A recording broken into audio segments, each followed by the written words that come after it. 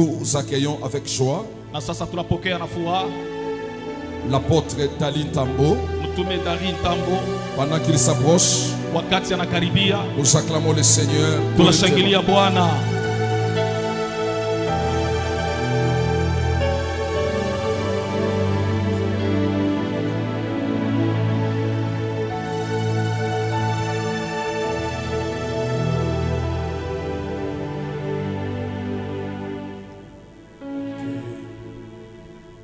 Que le Seigneur vous bénisse. Na wa milele amibariki.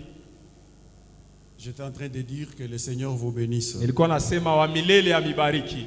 Dans mes habitudes, je ne bénis pas les gens au hasard. Zaidi sikuwaki nabariki bantu kwa bule.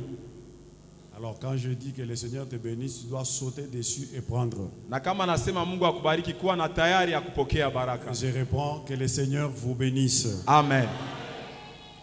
Nous disons merci à l'apôtre Gabriel Tunasema aksanti kwa mtume Gabriel et maman Nicole na kwa mama Nicole de nous avoir choisis pour partager la parole kwa de Dieu. kutuchakula tukabule neno la Mungu. L'apôtre Gabriel, c'est quelqu'un que je connais maintenant, ça fait quelques années. Na mtume Gabriel ni mtu ambaye najua miaka mingi napita. Comme je le disais le matin, j'apprécie son leadership, son amour pour le royaume. Napendaka gisi ya kuongoza kwake na mapendo yake juu ya ufalme. Je suis venu ici il y a quelques années. Nilikuya hapa miaka inapita, mais ce n'était pas comme ça. Haikukuwa hivi. En tout cas, que Dieu vous bénisse abondamment. Wa milele wabariki tele. Merci maman Nicole. Aksanti kwa mama Nicole. Merci aux fils et filles de cette maison. Aksanti pia kwa watoto wa hii kanisa. Que le Dieu de gloire et grâce vous bénisse. Na Bwana wa utukufu na neema wabariki. Sans plus tarder, nous allons entrer dans la parole. Bila kukawa tutaingia ndani ya neno. Alors le thème qui nous a été donné, na kishina balitupatia, je me suis mis à réfléchir beaucoup sur le thème. Na nilianza kubakia kuwaza sana pa kishina. Je vais dire une chose. Nitasema kitu kimoja. Il y a des prédicateurs qui font soulever les foules. Kuna kwa bahubiri bale banalamusha bantu banalamuka. Et des prédicateurs qui font asseoir les foules. Na kuna kwa bahubiri banaikalisha kundi. Il y a des thèmes qui soulèvent les foules. Kuna kwa misemo inalamusha bantu banashimama. Mais il y a aussi des thèmes qui font asseoir les foules. Na kuna kwa misemo inafanya bantu banaikala. Quand je me suis mis à réfléchir sur ces thèmes, na nilianza kuwaza pa ikishina, c'est des thèmes qui font asseoir les foules. Na nikishina kinakuwa naikarisha bantu. Amen, amen. Amen. Vous pouvez vous soulever. Mnaweza kulamuka. Mais si vous ne comprenez pas le sens, na kama mtasikia maana, vous passez à côté de la bénédiction. Na mtapita nje ya baraka. Alors on va y aller na tutaenda pour donner la pensée de notre Dieu. Juu ya kupatia mawazo ya Mungu wetu. Il mérite que tu lui accordes cela. Na inapaswa mupatie ile. Voilà le thème Angalia kishina de cette conférence. Ya hii conférence. Il mérite que tu lui accordes cela. Anastahili umupatie ile. Nous allons prendre deux textes. Na tutabeba andiko. D'abord Luc chapitre 4 versets 7 à 8. Luka 4, 7 à 8. Et puis nous allons prendre Matthieu 13, 44 à 46. Nous lisons Luc 4, 7 à 8. Nous lisons la parole de Dieu. Si donc tu te prosternes devant moi, elle sera toute à moi. Luc, c'est là où vous êtes? Oui, oui. Luc 4, 7 à 8. Si donc tu te prosternes devant moi, elle sera toute à toi. Tu adoreras le Seigneur ton Dieu et tu le serviras lui seul. Attendez, je vérifie chez moi aussi.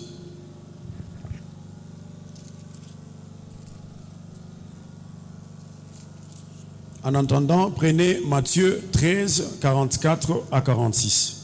Nous lisons Matthieu 13, 44. Matthieu 13, 44 à 46. La Bible nous dit ceci. Le royaume des cieux est encore semblable à un trésor caché dans un champ. L'homme qui l'a trouvé le cache. Et dans sa joie, il va vendre tout ce qu'il a et achète ce champ. Le royaume des cieux est encore semblable à un marchand qui cherche de belles perles. Il a trouvé une perle de grand prix. il est allé vendre tout ce qu'il avait et l'a acheté. Parole du Seigneur. Amen. Est-ce que tu peux descendre un tout petit peu? Le royaume des cieux est encore semblable à un filet jeté dans la mer et ramassant de poissons de toute espèce.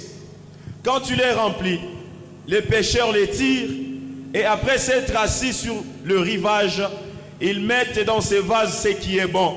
Amen. Ils jettent ce qui est mauvais. Gloire au Seigneur. Jusque-là, nous prenons maintenant Luc, c'est 7, 4. Pas 4, 7. Luc 7, 4. Nous lisons Luc 7, le 4e verset. La Bible nous dit ceci.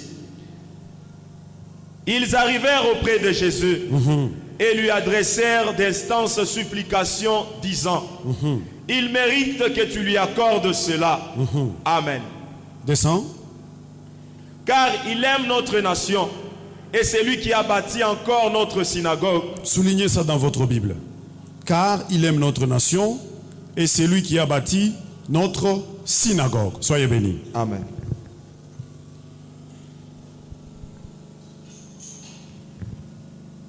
Ceci est une déclaration forte venant des anciens d'Israël.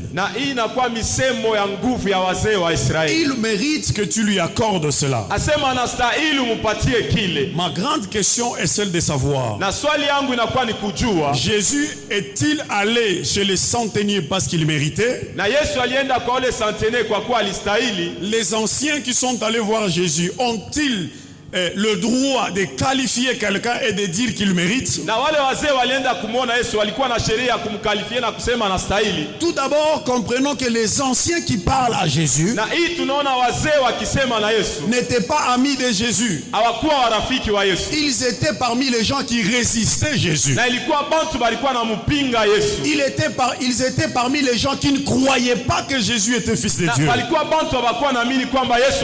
Mais là, ils sont dans une situation compliqué. Leur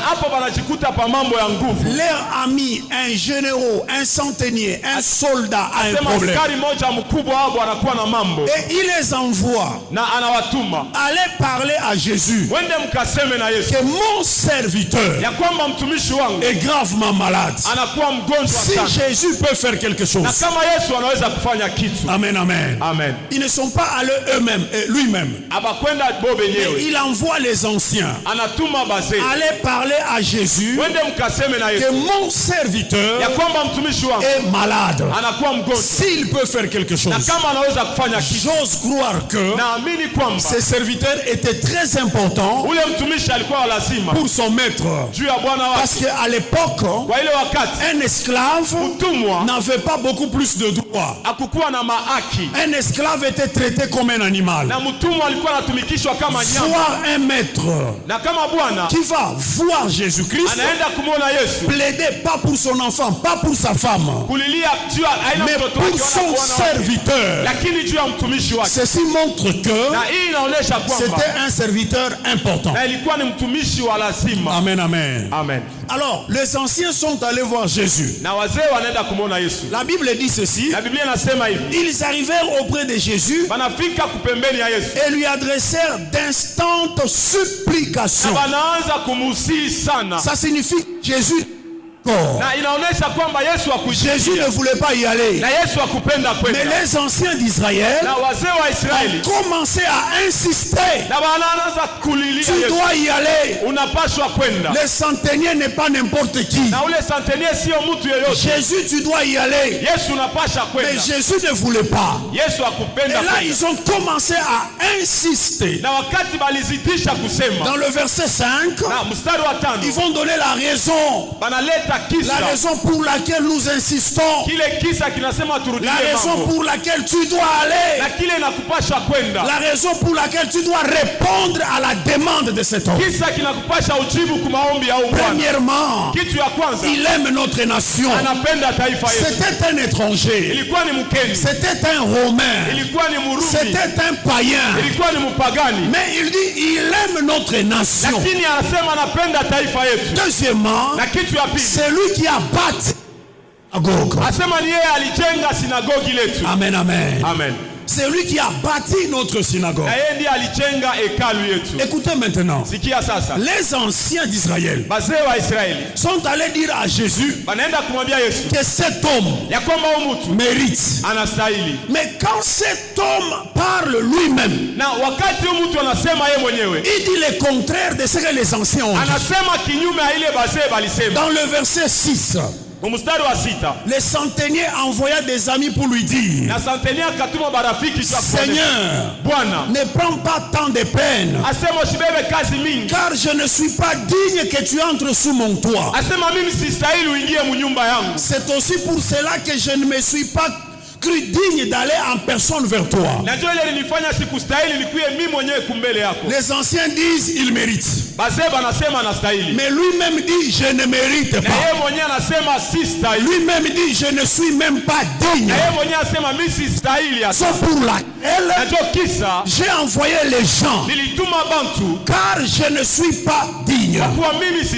Amen, amen. Amen. Amen, amen. Amen. Jésus, en allant vers les centeniers, ce n'est pas parce que le monsieur était digne.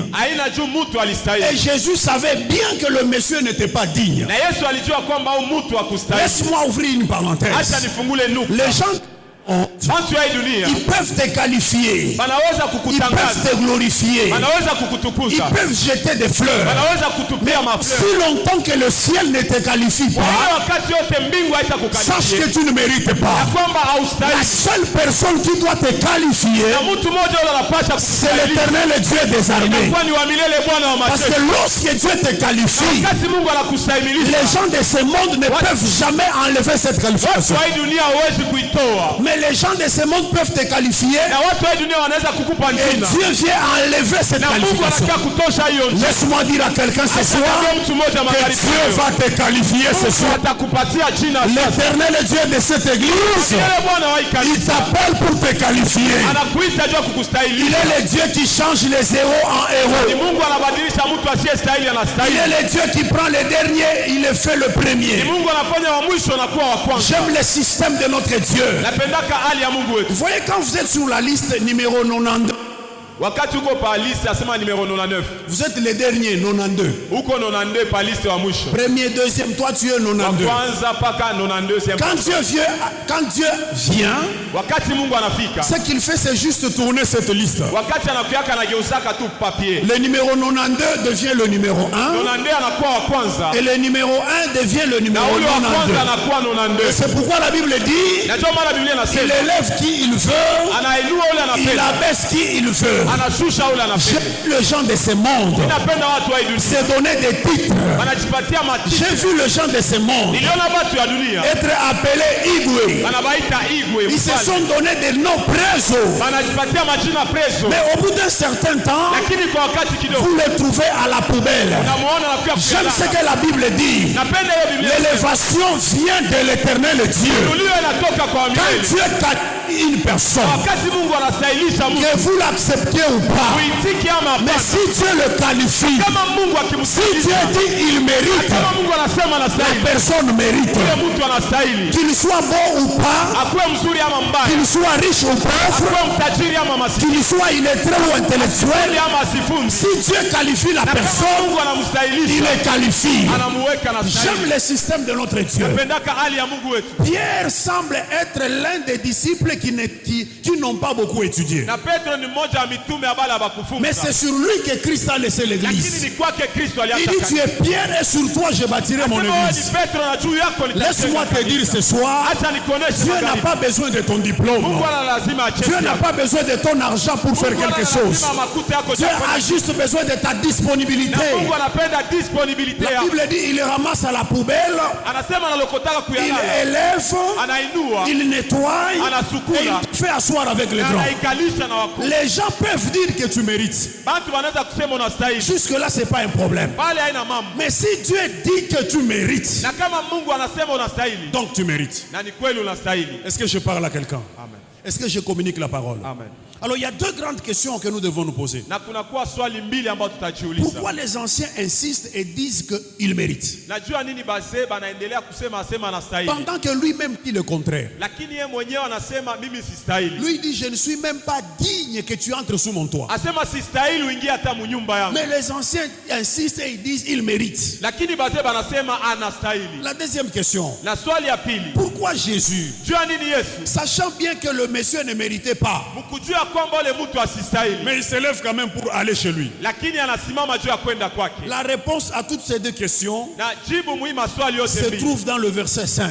Inakuwa mstari wa 5. On dit car il aime notre nation, kwa kuwa anapenda taifa yetu, et c'est lui qui a bâti notre synagogue. na ni yeye ambaye alijenga hekalu letu. Il y a deux choses qui ont attiré l'attention de Jésus sur les centeniers. Na kunakuwa vitu viwili vilitiri attention ya Yesu kwa ule mtu. Il y a deux choses qui ont attiré l'attention de Jésus sur ces messieurs. Na kunakuwa vitu viwili vilifanya Yesu aingie. Premièrement, c'est son humilité. Na kitu ya kwanza ni kujishusha kwake. Écoute ce qu'il dit. Sikia ile anasema. Seigneur, ne prends pas tant de peine. Asema usibebe wakati wa kupoteza. Car je ne suis pas digne que tu entres sous mon toit. Kwa kuwa sistahili uingie mnyumba yangu. Celui qui parle ainsi, c'est un chef militaire. Na huyo anasema hapa ni mkubwa wa maaskari. Il a des gens sous ses ordres. Eko na bantu eko naongoza. Mais il dit je ne suis pas digne. Lakini anasema sistahili. J'aimerais dire à quelqu'un ce soir napenda kuambia mtu mmoja magharibi que l'orgueil a disqualifié beaucoup de leaders dans le ministère. Asema imekusha kutosha watu wa mingi muhuduma. L'orgueil a disqualifié beaucoup de gens à la bénédiction. Na kiburi kiliemresha mbali watu wa mingi kubaraka. La Bible dit que Dieu fait grâce aux humbles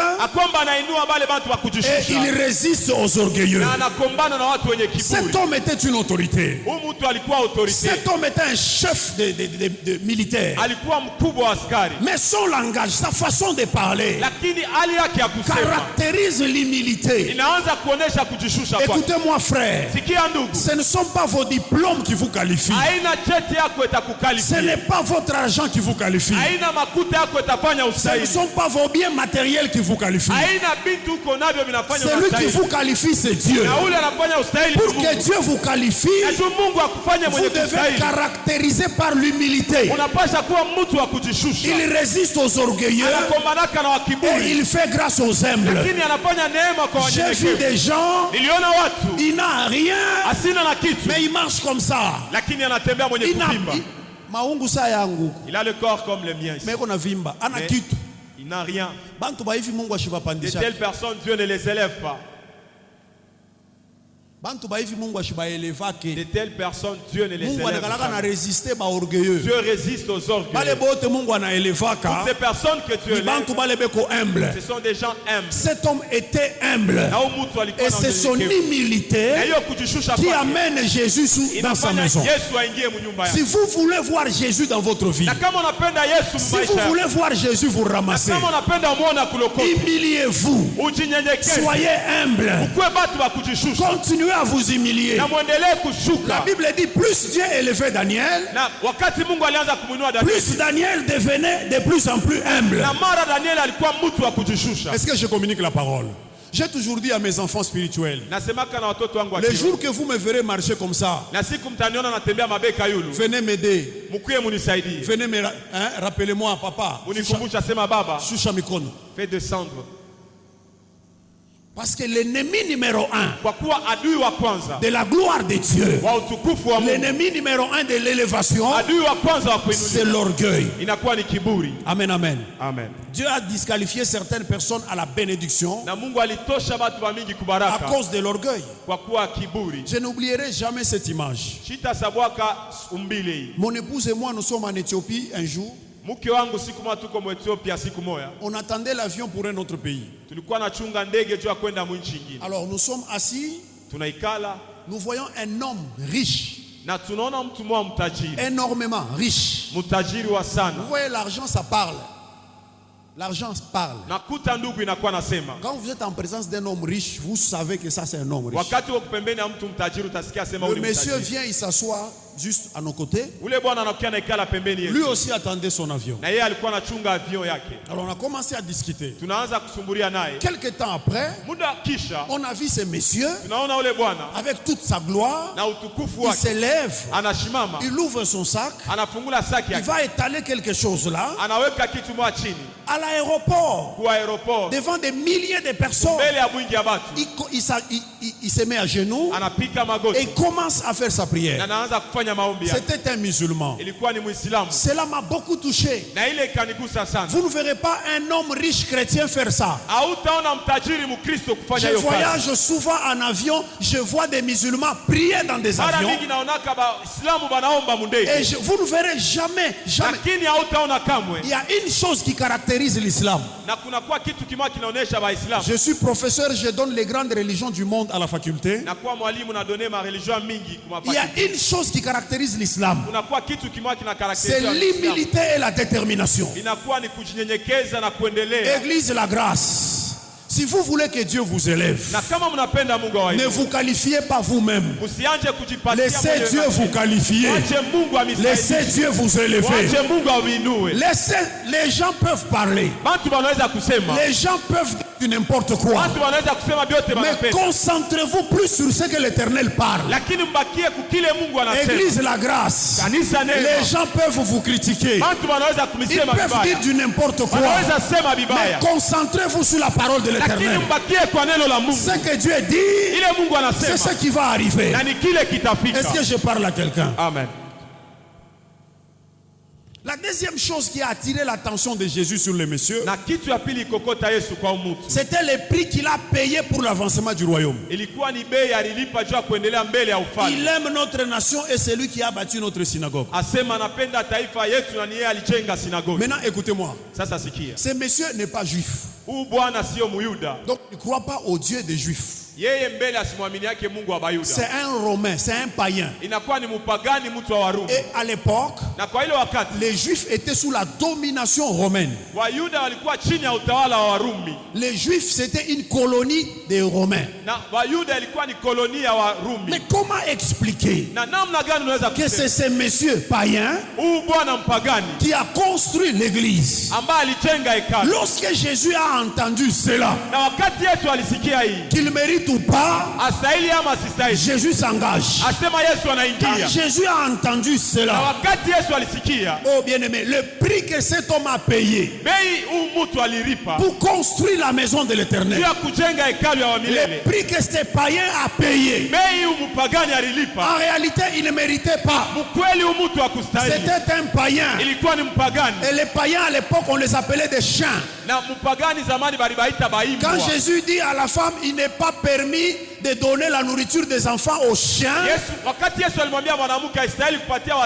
il n'était pas en train d'insulter la femme.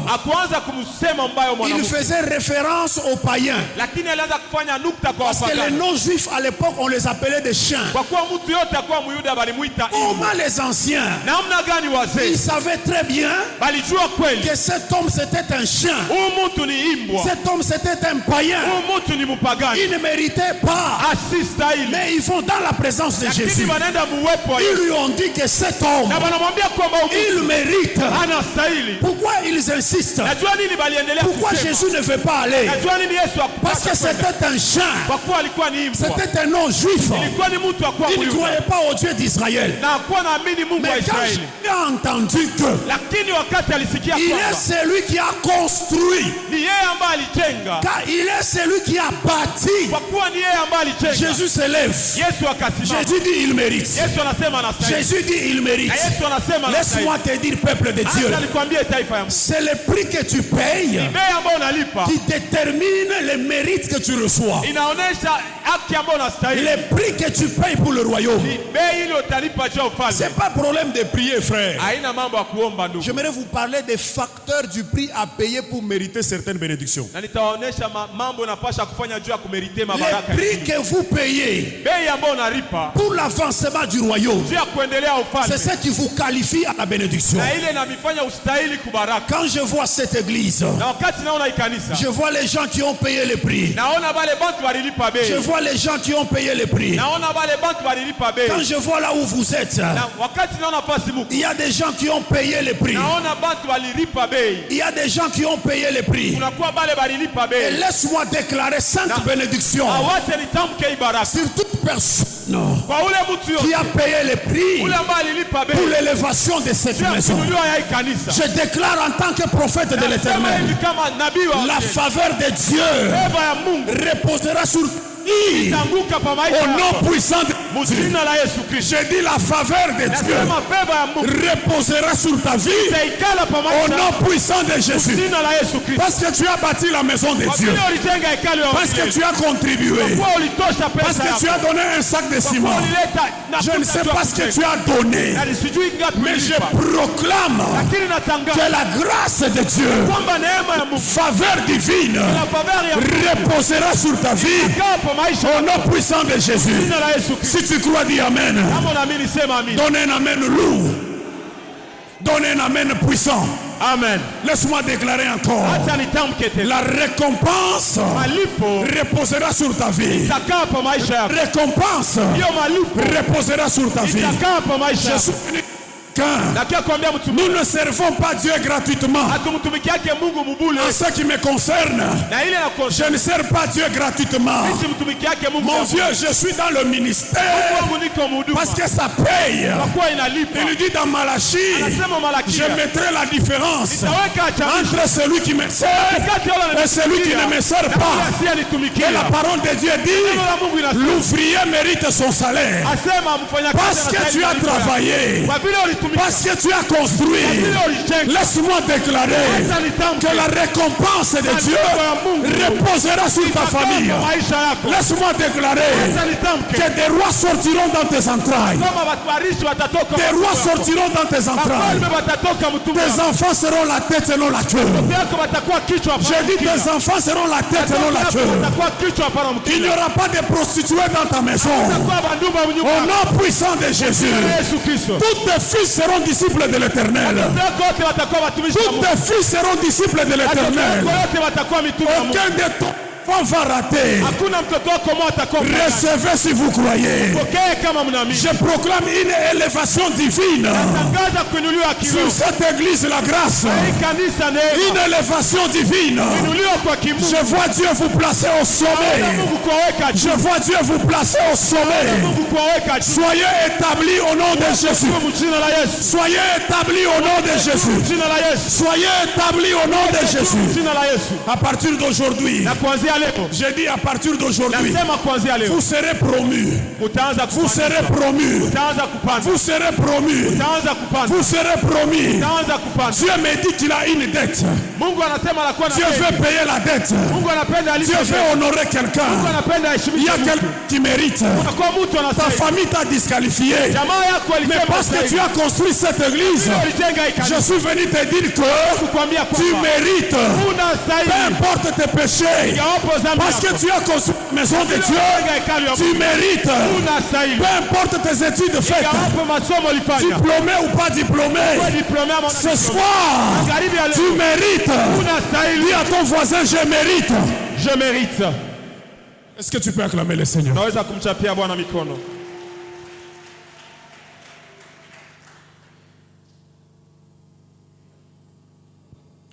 Papier, frère. Le problème, c'est pas les diplômes. Le problème, c'est le prix que je paye. Jésus savait que ce type était un païen. Il lui a dit qu'il a construit. Jésus a accepté d'aller.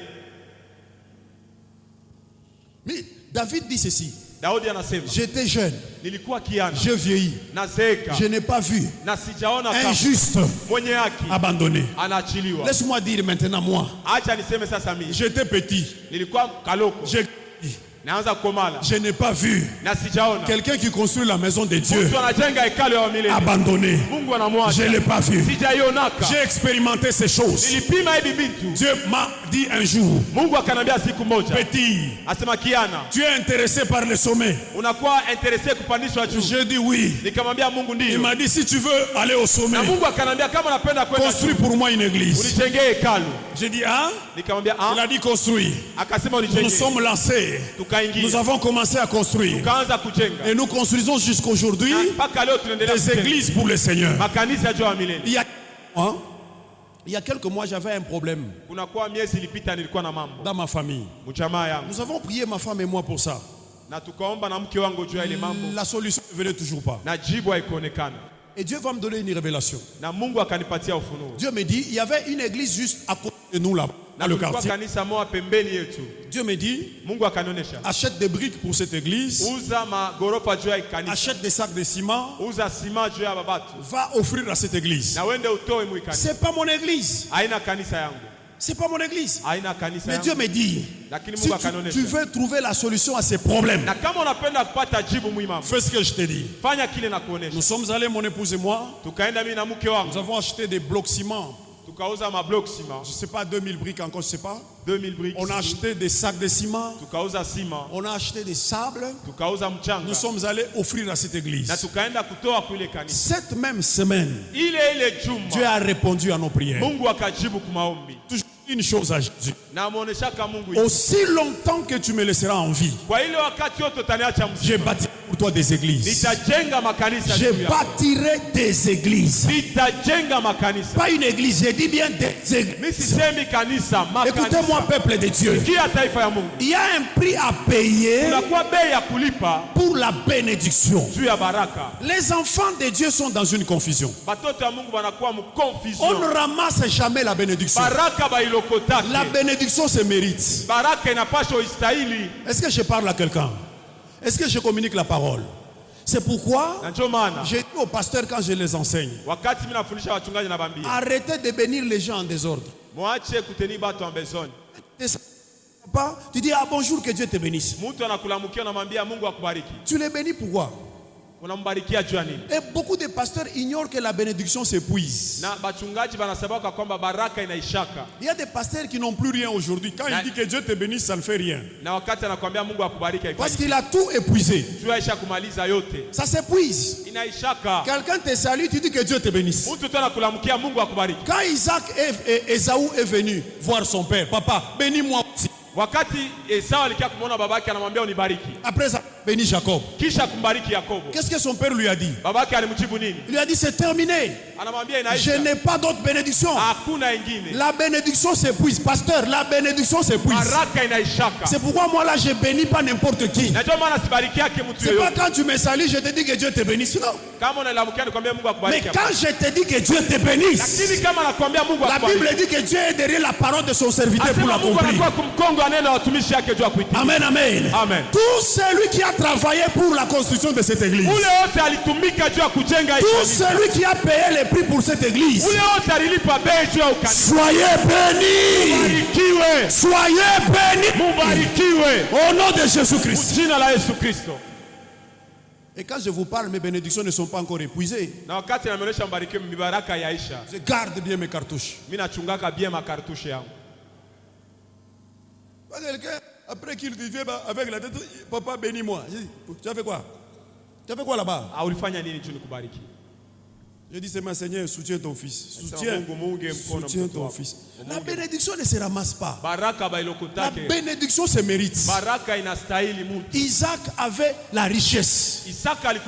Mais pour bénir son enfant, son fils biologique, pourquoi il ne lui dit pas, va derrière la maison, attrape un animal? Parce qu'il il avait plusieurs troupeaux. Il pouvait lui dire, va derrière la maison, va attraper un animal, prépare pour moi. Mais il lui dit, ne touche pas mes yeux. Va en brousse. Va attraper ton animal. Parce que la bénédiction se mérite. Quand on dit il mérite, donc il mérite. La bénédiction se mérite. Est-ce que je parle à quelqu'un? Amen. Oh, Mungu akubariki sana. Oh, que Dieu te bénisse. Wafako sana, Mungu akubariki sana. Oh, que Dieu te bénisse. Saa yote Mungu akubariki sana. Chaque fois que Dieu te bénisse. Munakuya, Mungu akubariki sana. Viens, que Dieu te bénisse. Zona na pasteur vide, ana kintu. Et tu vois le pasteur vide, il a déjà tout épuisé. Ashakuisha mabali yote iko na arme ya buli. Il n'y a plus de balles dans son arme.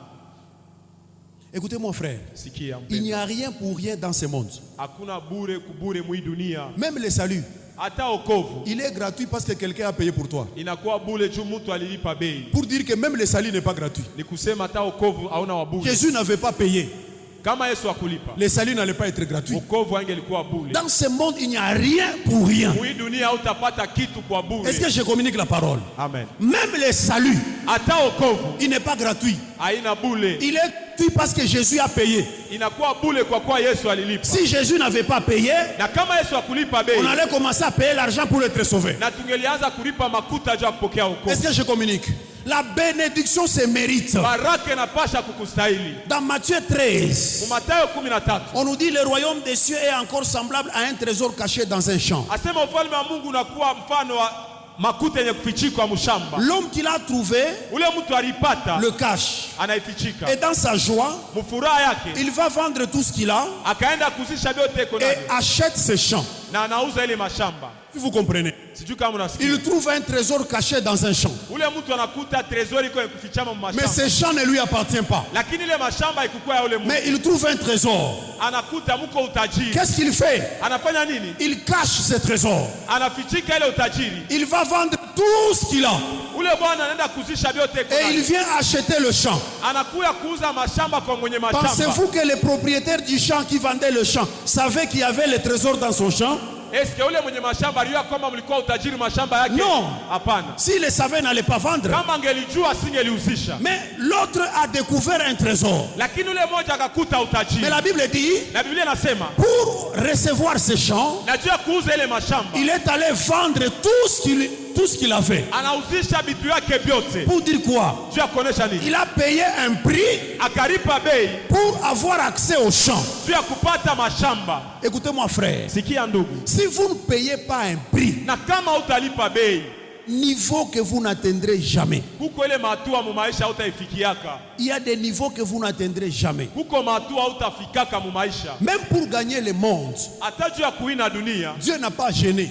Mungu asikufunga mafungo. Pour sauver le monde, Dieu n'a pas prié. Juu ya kuokoa dunia, Mungu akuomba. Il a payé un prix. Alilipa bei. La Bible dit il a donné son fils Na unique. Biblia inasema katoa mwana wake wa Il upekee. y a des niveaux que vous n'atteindrez jamais dans la vie Kuko matua hautaifikia mu maisha. si vous ne payez pas le prix. Na kama utajua kulipa bei, Chaque niveau que vous voulez atteindre na kila hatua unapenda kufika, vous demandera un prix à payer. itakulomba bei yake ya Est-ce kuilipia. que je parle à quelqu'un? J'ai toujours dit ceci à mes enfants. Nasemaka hivi na batoto yangu. Je peux vous donner mon onction. Naweza kumipatia upako wangu. Mais si vous ne payez pas le prix que je paye, Na kama mulipi bei ile nilipaka juu ya mon upako, onction ne vous servira à rien. ile upako haitamsaidia kitu. Le problème, c'est pas avoir mon onction. Mambo yanakuwa na upako ya Le baba. problème, c'est payer aussi le prix que je paye. Mambo ni kulipa bei moya moya ambao baba analipa. Est-ce que je parle à quelqu'un?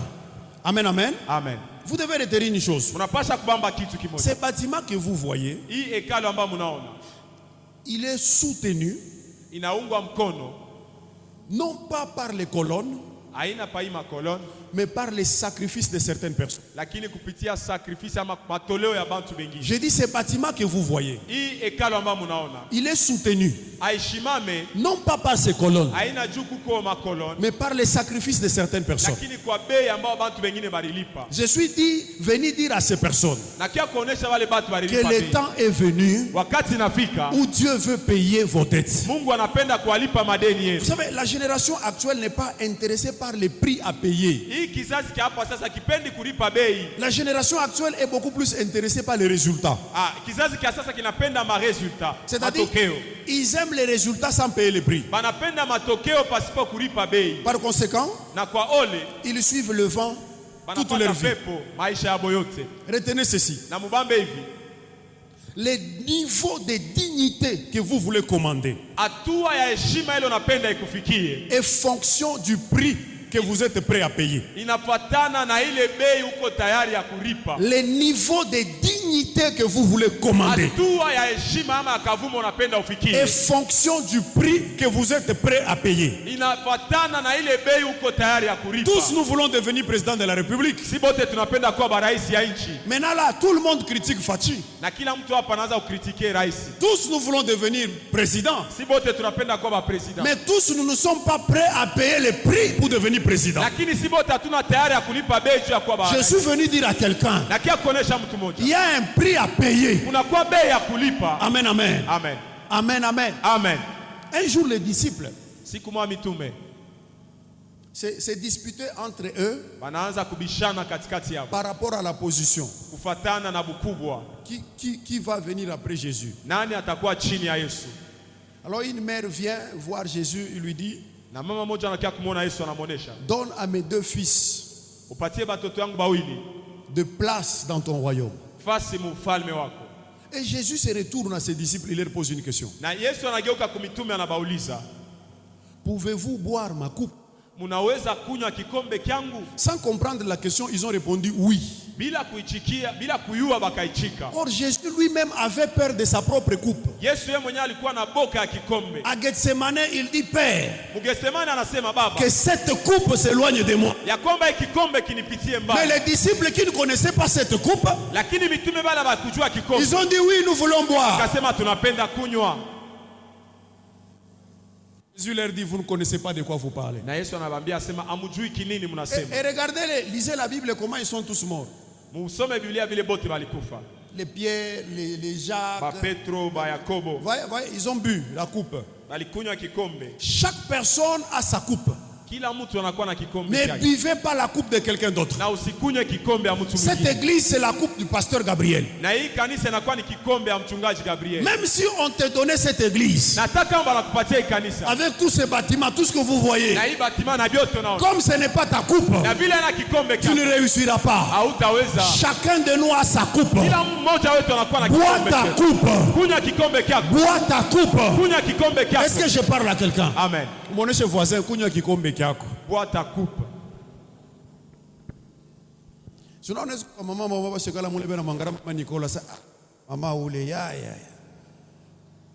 Comme Tami, pasteur Gabriel, ou vraiment. Si.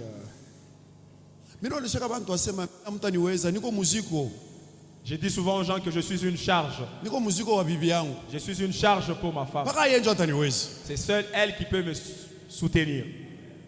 Est-ce que je parle à quelqu'un? Amen. Le mari que tu as, c'est ça ta coupe. Frère, ta femme là, c'est ça ta coupe. Si tu convoites la coupe d'autrui, tu auras même des perles. C'est pourquoi quand Dieu bénit quelqu'un, réjouis-toi pour la personne qui est bénie. C'est sa coupe qui est arrivée. Et ta coupe va certainement. Est-ce que je parle à quelqu'un? Amen. Le niveau de dignité que vous commandez est fonction du prix que vous êtes prêt à payer. Apôtre, le niveau de dignité que vous commandez dans cette commune est déterminé par le prix que vous payez. Les gens peuvent vous critiquer. Frère, vous ne savez pas combien d'heures il fait dans la prière. Vous ne savez pas combien d'heures il fait dans la lecture de la parole. Vous ne savez pas combien d'heures il passe en train de résoudre le problème des gens. Je dis souvent aux gens que le ministère pastoral, ce n'est pas des vestes. C'est une coupe. Une coupe amère. Est-ce que je parle à quelqu'un? Amen. Buvez votre coupe. Payez le prix pour votre coupe. Payez le prix pour votre élévation. J'ai parlé aux fidèles de mon église. Quand vous retournez quelques années en arrière, j'ai parlé aux sœurs. Comme j'étais auparavant, pendant que je suivais Maman Patience, tu ne pourras pas m'accepter. Tu verras quelqu'un comme s'il est malade. Quand j'ai parlé avec elle, elle a dit oui, parce qu'elle vient d'une famille riche, moi je viens d'une famille pauvre. Quand elle a dit oui, moi-même je me disais, je me demandais pourquoi est-ce qu'elle m'a accepté. Hapana kunikuta tu wabenyana nitengeneza. Ne me vois pas aujourd'hui parce qu'elle m'a arrangé. Mina takata il y a nos photos. Trace kwangara na Bishop Godfrey. Ma photo moi en 2012. On regardait nos photos de 2012. Mina sema est-ce que ni mie huyu frère? Réellement ça c'est moi. Mungu anatutosha mbali. Dieu nous a amené de loin. Sasa wewe utakuta tu. Et toi tu vas arriver. Mtu wabenye basho mutengeneza. Quelqu'un qu'on a déjà arrangé. Unaanza kumtamania. Tu commences à les convoiter. Hapana kunywa kikombe chako, mwambie voisin bois ta coupe. Dis à ton voisin bois ta coupe. Bois ta coupe. J'avais un pantalon moi ku training aende ku pantalon aende. J'avais un pantalon qui était comme un training. Bakwabo bananipanga na njini. Les gens de chez eux m'ont donné le nom. Guruna kicho moi munene sa malari donc tu es là. J'étais comme quelqu'un qui était souffrant. Je suis ba fiancé. Un jour chez mes fiancés. Kisha bana kulipia na transport. Et puis on te paie même le transport chez ta belle famille. Sasa salama ya Bwana iwe nanyi. Oh, que la paix de l'Éternel va avec toi. Amen, amen. Amen. Est-ce que je parle à quelqu'un? Amen. Cette église a une histoire. Ce pasteur a son histoire. Chacun de nous ici a son histoire. Prie et bois ta coupe. Paye le prix de ta coupe. Arrêtez d'envier les autres. Je refuse d'envier les gens. Parce que je sais que je ne saurais pas boire sa coupe. Est-ce que je parle à quelqu'un? Amen. Amen, amen. Amen. Retenez une chose. Toute réalisation dans la vie est le résultat d'un prix. Toute réalisation dans la vie est le résultat d'un prix. Tout impact global nécessite un prix global. Sachez qu'il n'y a pas de raccourci avec Dieu. J'insiste, il n'y a pas de raccourci avec Dieu. Dieu a déjà tracé ton chemin. Ce que dans l'école, à l'école de Dieu, ça on va pas manger. On mange pas la viande. J'ai dit, petit, si vous savez là où moi j'ai grandi, petit, nous on mangeait la viande une seule fois par an. Le 1er décembre. Basi kuminawisha maiba na mivarika mawinero. Una winner. Basi mpika winner ou bien tigana. Le winner ou bien les tigana. Muku propre. Vous êtes tellement propre. Une fois. Et c'est ce jour-là que vous allez manger la viande. Alors quand je les regarde, je dis waouh. Vous savez pourquoi? Parce que quelqu'un a payé le prix. Le prix que tu payes. Tes enfants vont avoir une autre vie. Tu payes. Ceux qui vont venir après toi, ils ne vont pas souffrir comme toi. Paye le prix pour ta famille. Paye le prix pour tes enfants. Paye le prix pour la génération à venir. Paye le prix pour ceux qui vont venir après. Paye le prix à cause de toi. Les gens vont étudier aux États-Unis sans problème. À cause de toi, les gens vont se marier sans problème. Au nom de Jésus-Christ, paye le prix. Est-ce que je parle à quelqu'un? Amen. Mon petit frère va chercher le travail dans une banque, à la Robank. Il arrive là, on demande le dossier, on voit les noms. Et le monsieur lui dit, ton nom me dit quelque chose. Je connais un pasteur, il a le même nom. En plus tu le ressembles. Et le petit dit, c'est mon grand frère. Et le monsieur lui dit, tu es engagé. Est-ce que je parle? Les noms. Quelqu'un a payé le prix. Les autres sont engagés sans interview. Est-ce que je parle? Amen. D'autres sont engagés sans interview. Payez le prix. Il n'y a pas d'élévation sans prix à payer. Rapidement, je termine avec ça. 4 types de prix que vous devez payer. Premièrement, le prix spirituel. Là, je parle de la prière. Psaume 127, 1. Psaume 127, 1. La Bible dit si l'Éternel ne bâtit la maison, ceux qui la bâtissent travaillent en vain. Bien-aimés, nous devons être connectés à la source pour notre réussite. Vous devez passer du temps avec Dieu. Payez le prix de la prière. Payez le prix de la prière. Laissez-les aller à la fête. Mais toi, paye le prix de la prière. Laissez-les aller, je ne sais pas, au cinéma. Reste dans la prière. Continue dans la prière. Chaque jour, va dans la maison de Dieu. Continue à prier. Prie encore. Ta vie de demain dépend de la prière que tu fais aujourd'hui. Paye le prix de la prière. J'ai dit paye le prix de la prière. Combien de temps tu passes par jour dans la prière? Laisse-les aller jouer.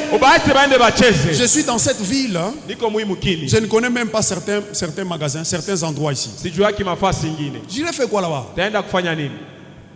Fais quoi en ville? Tu ne me verras pas dans des magasins entrer, sortir, entrer, sortir. Fais quoi? Paye la prix de la prière. Quand Dieu m'a appelé au ministère, j'ai fait 3 ans et 6 mois dans la prière. Je dormais dans l'église sur un sac. Pas une église comme ça, non. Les églises là de l'époque.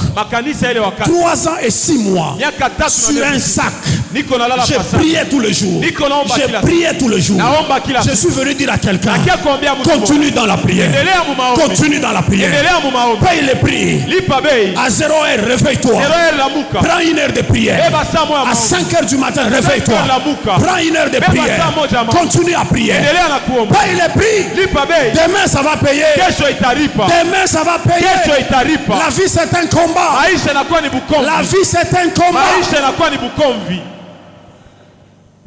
Aujourd'hui, nous avons des chrétiens qui aiment trop de téléphones. Smartphone, il est là. Smartphone. Mais il confond Jérémie et Josué. Il ne connaît pas la différence.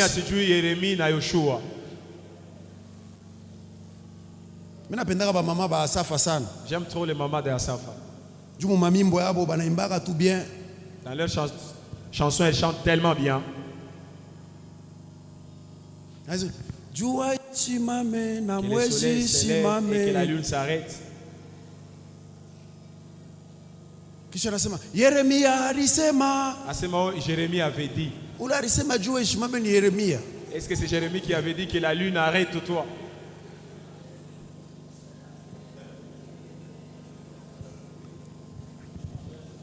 Payez le prix de la prière.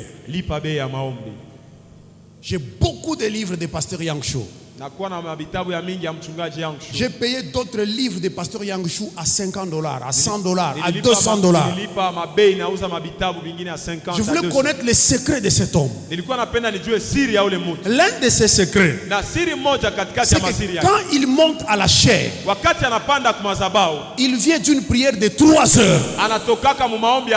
Quand il sort de la prière, il monte directement à l'estrade. Et quand il dit Amen, c'est le miracle qui commence. Le prix que tu payes dans la prière détermine la bénédiction que tu vas récolter. Le prix que tu payes dans la prière détermine la bénédiction. Je n'ai pas vu un pasteur qui réussit qui n'est pas passé par le groupe d'intercession. Tous les pasteurs qui réussissent dans le ministère sont des combattants d'hier. Je me rappelle une fois quand j'étais intercesseur, on nous a amené une sœur sorcière. Elle avait 7 ans ou 8 ans. Le pasteur était à l'église. Alors le pasteur a dit on va prier pour la fille. Et la fille a dit au pasteur, ne me touche pas, toi tu es petit. Le pasteur était très fâché. Il a dit comment elle peut dire ça? Pasteur dit moulette mwimbo moya asafa. Pasteur dit donne un cantique à Safa. Je vais délivrer cette sorcière. Et la petite a dit toi tu n'es qu'un enfant. Asema wewe uko katoto. Au moins celui-ci, il me pointe moi. Au moins celui-ci. Le pasteur était humilié, il était fâché. Mchungaji akalobana akashirika. Asaf aleta mwimbo. Asema Asaf a donné un cantique. On a donné un cantique. Asaf anaimba. Et quand le pasteur allait maintenant toucher la fille, na wakati alichofa mguse, la fille lui a dit fais très attention. Le pasteur était rempli déjà de colère. Il touche la fille comme ça. Frère, la fille a fait seulement comme ça. Le pasteur n'a pas yulu pas. Le pasteur est monté. Pas un film, hein? C'est pas un film. Mon pasteur a pas mon peuple pour mon plafond. Il est monté en l'air jusqu'au plafond. Et la fille l'a fait asseoir. En disant que tu vas dormir là-bas. Tu dormiras là-bas. Nous étions là-bas, on observait. Pasteur, fermez toutes les portes. On a fermé les portes. Et puis pasteur et le pasteur appelle Dada. Dada, ma soeur, pitié. La fille lui a dit, tu dormiras là-bas. Je t'avais dit que le pasteur a fait plus de 30 minutes là-bas. Frère, j'ai vu ça. Là-bas, un pasteur qui ne paye pas le prix de la prière. Quand un sorcier entre dans un culte, la première personne il va checker, c'est le pasteur. C'est pourquoi il faut un pasteur qui paye le prix de la prière. Un pasteur qui dégage le feu. Est-ce que je parle à quelqu'un? Amen. Alors le pasteur a commencé à négocier. Non, dada yangu nirumie. Oh ma soeur, tu es ma soeur, pardonne-moi seulement. Dada yangu. Ma soeur. Une fille de 8 ans. Une petite fille, Amiaka Mnane. Katoto kanekala papa, kanamwambia utalala pale. La fille a dit que tu vas dormir là-bas, je t'avais dit. Tu sauras. Alors on dit au pasteur, papa, on fait comment? Il dit restez là-bas. Fermez toutes les portes et les fenêtres.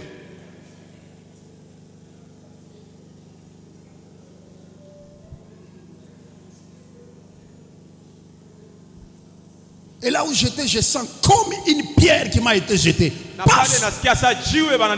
Je saute sur la fille. Je commence à prier. Je commence à prier. Je touche la fille. Je n'étais pas pasteur. Je n'étais pas ancien. J'étais intercesseur. Je commence à prier. Je commence à chasser l'esprit démoniaque. L'esprit, plus je priais, plus le pasteur descendait. Et tout le monde me regardait. On a prié, on a prié. Le pasteur est descendu. Il a ouvert la porte. Il est parti. C'est la dernière fois que je l'ai vu. Il a abandonné le ministère. Les gens pensent que devenir pasteur c'est un jeu.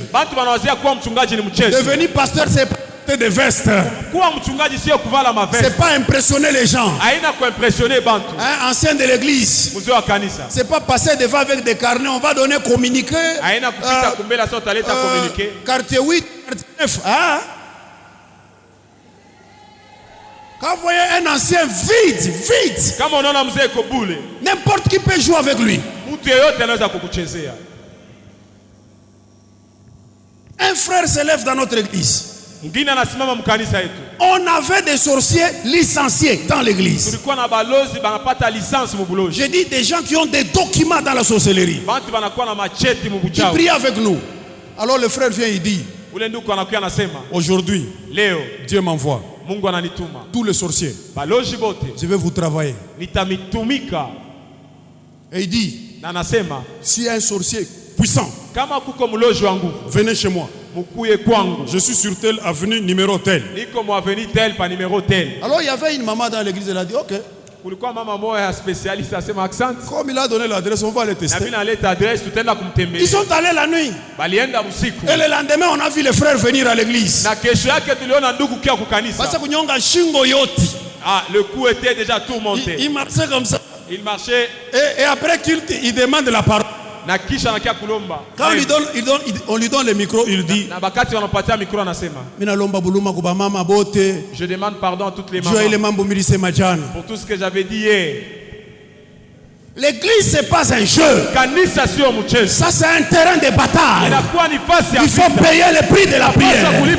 Quand on dit prions, prions. Quand on dit prions, il faut prier. Payer le prix de la prière. On prie, toi tu es en train de chatter. On prie, toi tu es en train de téléphoner. Paye le prix de la prière. Est-ce que je parle à quelqu'un? Amen. La puissance ne vient pas. Écoutez, arrêtez vos expériences là, connaissances. Soulevez les gens avec des petites paroles. Il te faut la puissance. Il te faut la puissance. Un prêtre catholique est venu me voir. Il m'a dit, il voulait donner sa vie au Seigneur Jésus. Je dis pourquoi? Tu es prêtre. Il me dit parce que la chose que je vois sur toi, je n'ai jamais vu ça. Je dis qu'est-ce que tu vois? Il dit la puissance que tu as. Jusqu'aujourd'hui c'est un ancien de l'église. Je suis en Mbujima, je prêche dans une grande église. Une maman vient me voir. Elle m'a mon fils. Elle avait l'âge de ma mère. Elle me dit ceci. Tu as prêché des choses, mais je vais donner la sorcellerie. Mais toi là, est-ce que tu peux recevoir des choses que j'ai? Je dis je peux. Elle me dit j'ai déjà tué beaucoup de pasteurs comme ça. Quand tu touches seulement mon histoire, tu tombes. Alors j'ai fait appel à son pasteur. Son pasteur me confirme, me dit ne prends pas. Elle a tué beaucoup comme ça. Mais la dame me dit, elle voulait donner la sorcellerie. Son pasteur me dit, ne prends pas. Si tu veux retourner au Katanga, ne prends pas.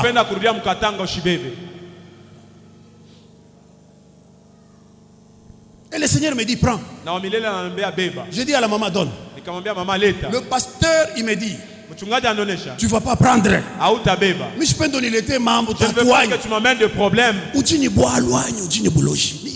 C'est quoi ton problème? Ne prends pas. Il faut que tu retournes vivant.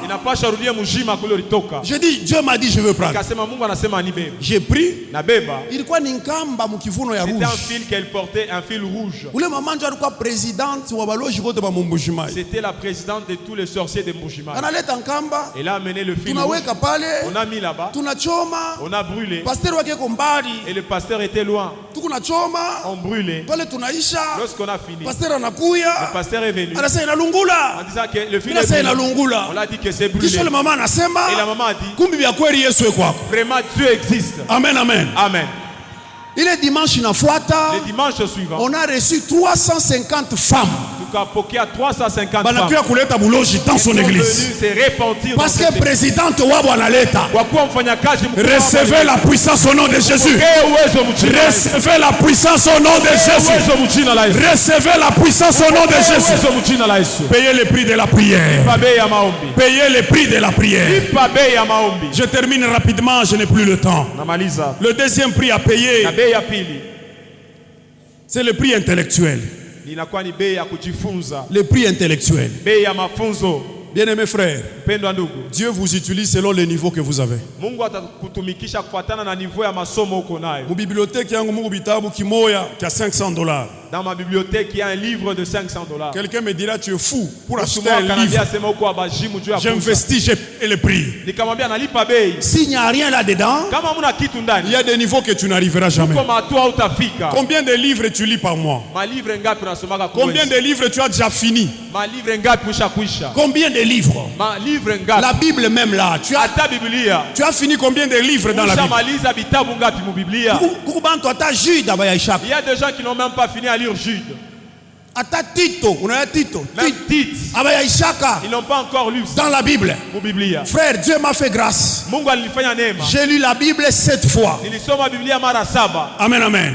7 fois. Je lis encore. Encore et encore. Les prix intellectuels déterminent le niveau là où Dieu va vous amener.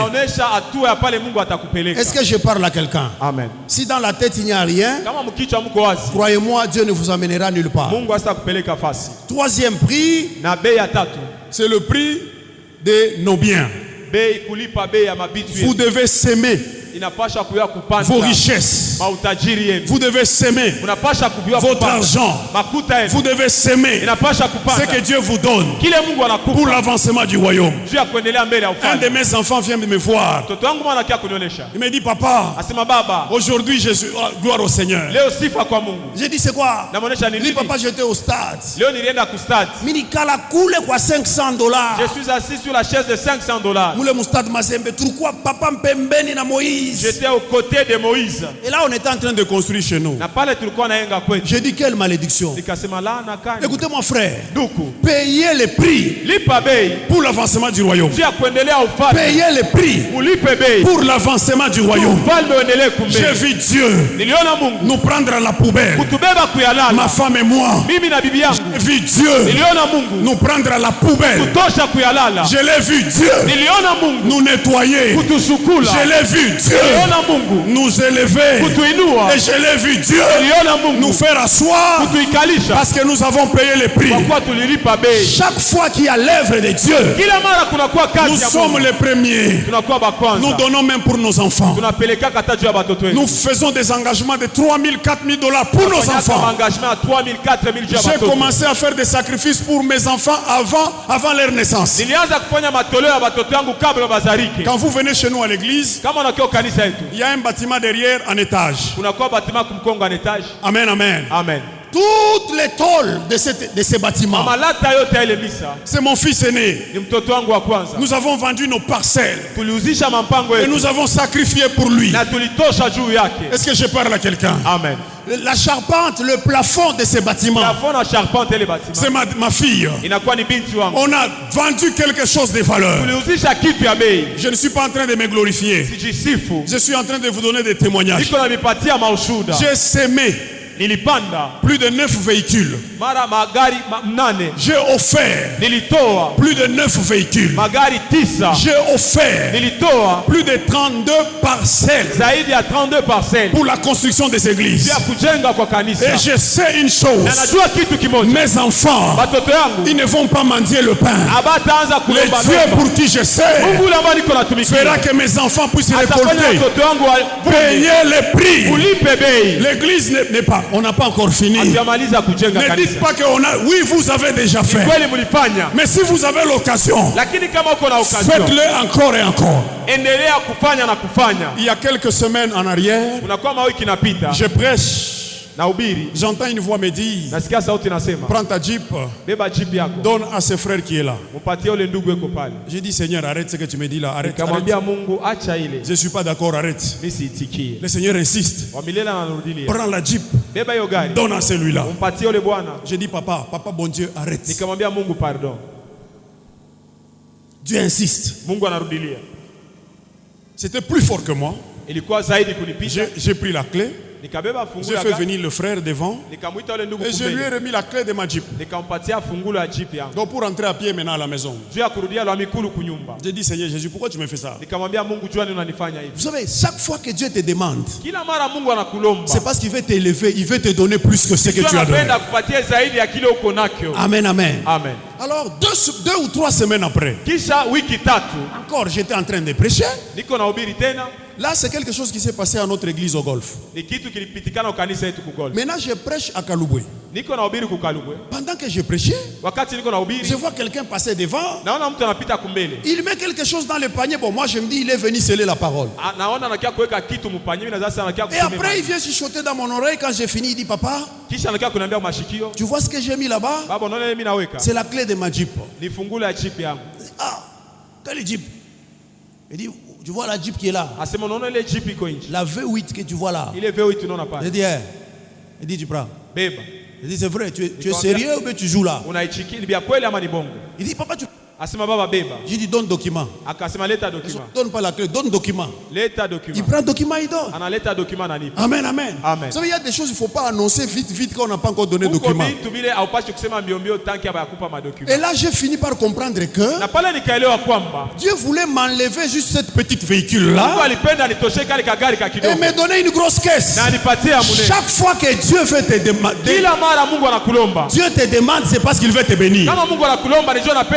encore et encore et encore. Tumikia Mungu zaidi na zaidi na zaidi. Si tu as l'occasion de s'aimer, kama uko na occasion ya kupanda, sème encore. Panda tena. Est-ce que je parle à quelqu'un? Amen. Est-ce que je parle à quelqu'un? Fais quelque chose pour le royaume. Fanya kitu juu ya ufalme. Mets des fenêtres là-bas. Weka mafenetre kule. Dis, je le fais pour mes enfants. Sema mimi naifanyia juu ya watoto yangu. Mika mina toka mina pangaka na manjina. I fenêtre ni Uriel. Moi je donne même le nom. I malata ni Reuel. C'est tol ici c'est Rémiel. I ni Rémiel. Je le fais pour mes enfants. Naifanya juu ya watoto yangu. Et là, mes enfants ne font que 98. Na pale watoto yangu wanafanya pa 98 kwa masomo. Moi j'ai jamais fait 70 hein. Mimi sikufataka hata 70. Moi, je suis de ceux qui réussissaient chaque année, mais avec 50, 52, 53. Mais au moins chaque année, on passait. Même aux examens d'État, j'étais lauréat. Avec 51.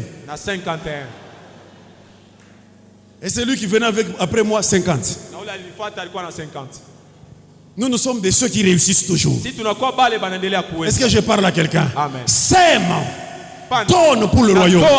Donne ton véhicule. Donne ta parcelle. Dis pasteur, vendez ça. C'est pour l'avancement du royaume. Lève-toi, nous allons faire une chose. Lève-toi, nous allons faire une chose. Premièrement, nous allons faire une courte prière. Je ne sais pas comment vous priez à la grâce. Mais j'aimerais te voir prier pour la puissance. Dis à Dieu, je veux la puissance. Paye les prix de la puissance.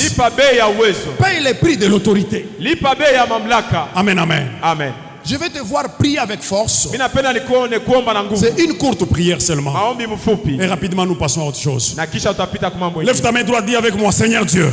Seigneur Dieu. Dis le plus fort, Seigneur Dieu. Seigneur Dieu. Encore, Seigneur Dieu. Seigneur Dieu. Donne-moi la force. Donne-moi la force. Oins-moi de ta puissance. Oins-moi de ta puissance. Au nom de Jésus. Au nom de Jésus. Commence à prier, commence à prier.